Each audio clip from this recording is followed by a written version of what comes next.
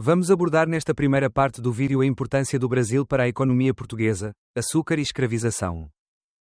Como se desenvolveu a produção açucareira no Brasil?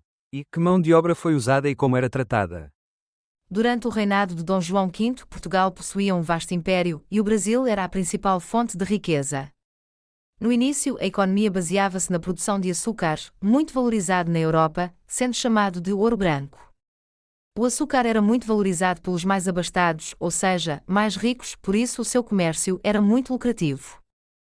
Os portugueses levaram para o Brasil as técnicas de cultivo da cana e de produção de açúcar, criando grandes engenhos junto ao litoral. Essas propriedades eram controladas por senhores poderosos, que usavam mão de obra escravizada africana vinda do Golfo de Benin, Angola e Moçambique. Os escravizados eram maltratados, trabalhavam longas horas e, apesar da violência, resistiam através de fugas, desobediências ou fingindo-se doentes. Apesar dos castigos severos, como as chicotadas no tronco, estes exemplos de resistência foram crescendo. Com o tempo, a concorrência do açúcar holandês fez diminuir os lucros portugueses e marcou o fim do ciclo do açúcar no Brasil. No entanto, no século XVIII, surgiram novas riquezas, como o ouro e as pedras preciosas, que passaram a dominar a economia. Nota: as primeiras plantações de cana-de-açúcar tinham existido no Algarve, Madeira, Açores e Cabo Verde, sendo a Madeira o principal produtor até 1506, antes de o Brasil se tornar o centro da produção. Como forma de verificar se entendeste esta matéria, sabes em que territórios do Império Português se produziu açúcar? O açúcar foi produzido primeiro no Algarve, Madeira, Açores e Cabo Verde. Mais tarde, o Brasil tornou-se o principal produtor, especialmente a partir do século XVII. Qual foi a principal mão de obra utilizada na produção do açúcar? O que estava de errado neste trabalho? A principal mão de obra foi a dos africanos escravizados, trazidos de regiões como o Golfo de Benin, Angola e Moçambique. O trabalho era desumano e injusto porque as pessoas escravizadas eram tratadas como mercadoria, forçadas a trabalhar de sol a sol, maltratadas, humilhadas e castigadas. Não tinham liberdade nem direitos. Como estava organizado um engenho de açúcar? O engenho era uma grande propriedade agrícola onde se cultivava a cana-de-açúcar e se produzia o açúcar. Havia campos canaviais onde os escravizados cortavam a cana. Moenda onde a cana era esmagada para tirar o caldo. Casa de pegar e fornos onde o caldo era cozido e transformado em açúcar. A casa grande onde vivia o senhor do engenho e sua família. Nesta segunda parte do vídeo vamos ver qual foi a importância do Brasil para a economia portuguesa do ouro, diamantes e escravização. Durante os séculos XVII e XVIII, o Brasil teve grande importância para a economia portuguesa, graças à descoberta de ouro e diamantes, e também ao uso de trabalho escravizado.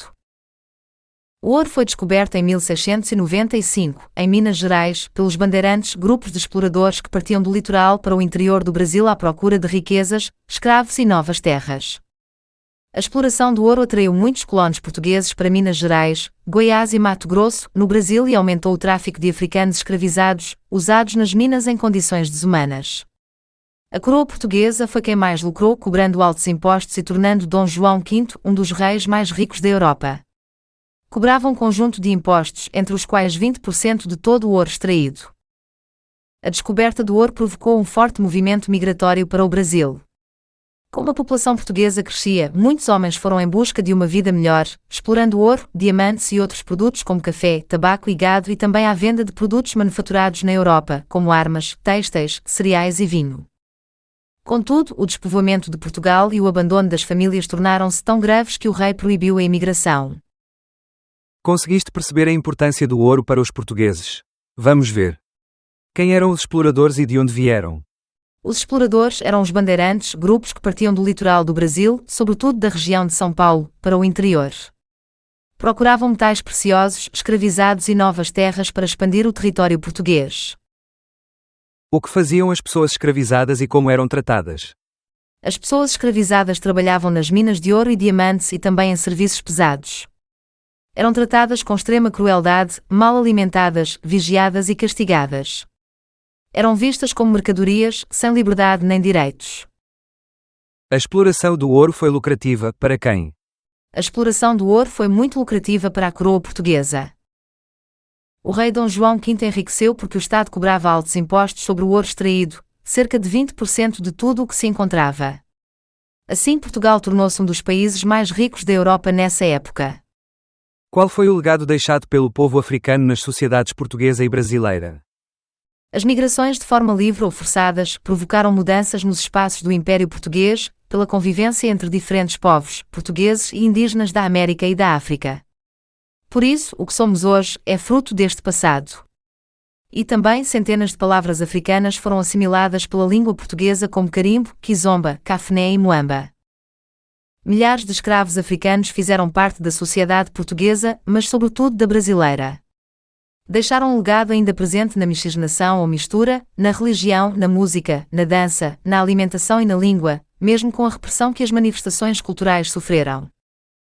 Bibliografia HGP em Ação, 6º ano, Elizabeth Jesus, Teresa Vasconcelos, Porto Editora.